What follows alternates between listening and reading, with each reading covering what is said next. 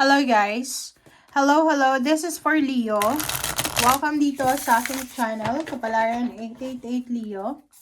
Alamin natin Leo kung anong messages, energy, gabay, vibration para sa January 2026 money, career, financial reading. Okay. Leo, first card mo dito is Strength. Second card is Emperor. And third is Five of Swords. Leo. And Five of Wands. Okay. Leo. Comment down below. Doon sa mga Leo na posibleng business person ka ba? Okay? May negosyo ka? Or pwedeng unemployed ka, nag-a-apply ka ng trabaho? Or kung ano man ito na ginagawa mo this month para makuha mo yung pagiging emperor. Kasi yung emperor this is stability, financial stability. Okay? Ay, hindi naman to para sa lahat ng Leo. Pwedeng lahat ng zodiac sign. Ganito yung ginagawa. Anong tawag dito? Ito yung ginagawa natin araw-araw para mabuhay. 'Di ba? So, if you are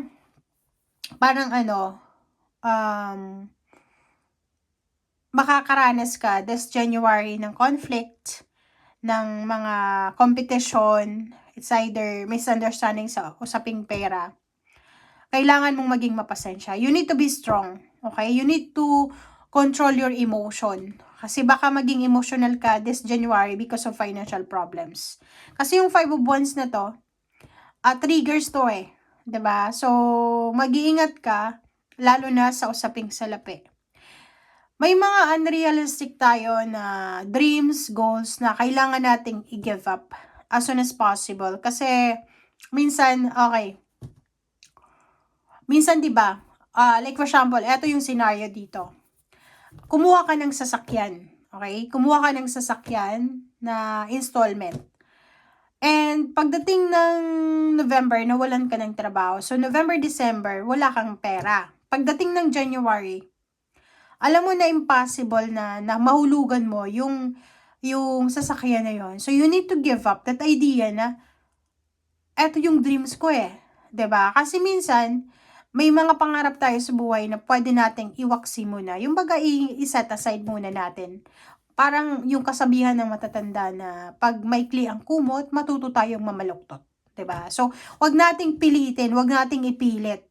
And para magkuha natin yon, para hindi tayo mamilit or wag tayong ganon, is we need to have strength na maging mapasensya. Kaya lumabas yung strength dito. 'Di ba? So, ibig sabihin yan, ano man ang gusto mong mangyari sa buhay mo, mangyayari yan sa tamang panahon. Perfect timing.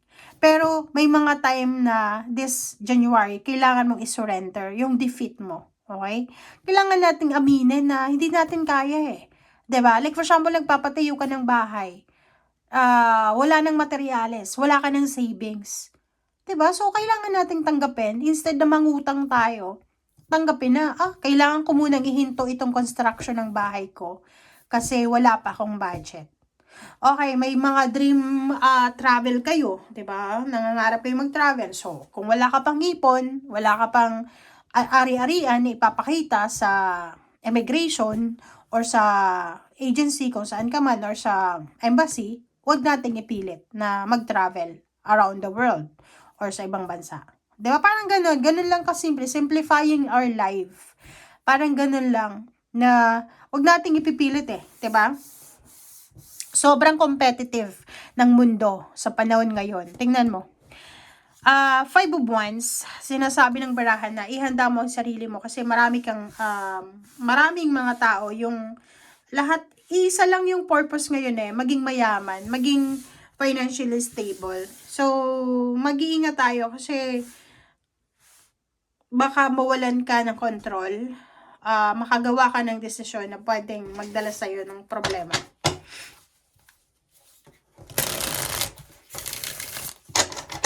As long as, okay lang na i-give up natin. Kasi January pa naman, di ba?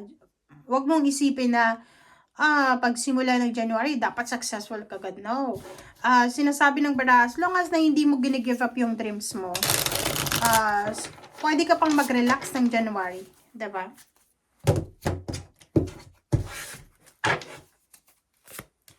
Okay, Ace of Wands.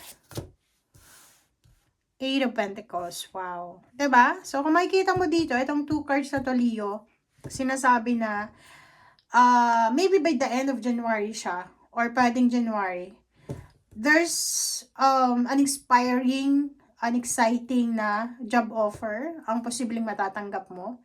Lalo dun sa mga business person. Kung may yung mga online business or mga physical business, possible na makatanggap kayo ng mga big contracts na posibleng magdadala sa inyo ng success. So, yun yung sabi ko sa'yo, you need to be strong, you need to be courageous na magpasensya simula ngayong January. Okay. King of Cups, isang water sign, Pisces, Scorpio, and Cancer. Ang posibleng kadil mo regarding sa money. So, nakikita ko sir dito, this one is maybe this is a good news. This is an offer. This is a business offer or maybe a job offer from a water sign or from someone na napakakalmado. So, ibig sabihin, yung mag-offer sa'yo ng trabaho is financially stable siya. Kontrolado niya yung pera niya, yung emotion niya. So, ikaw, ang magiging parang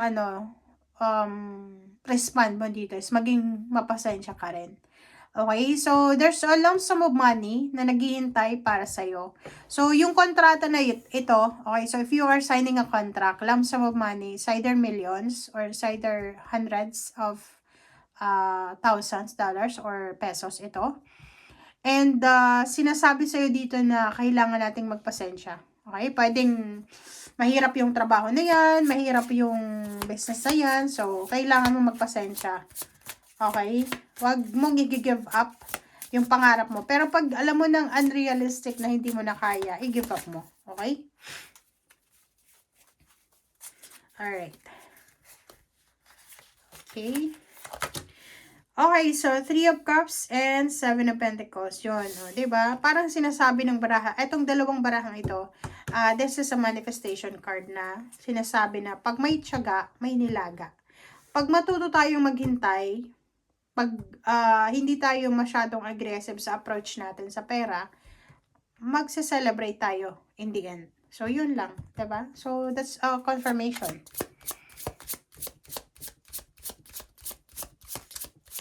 Ano pa ba?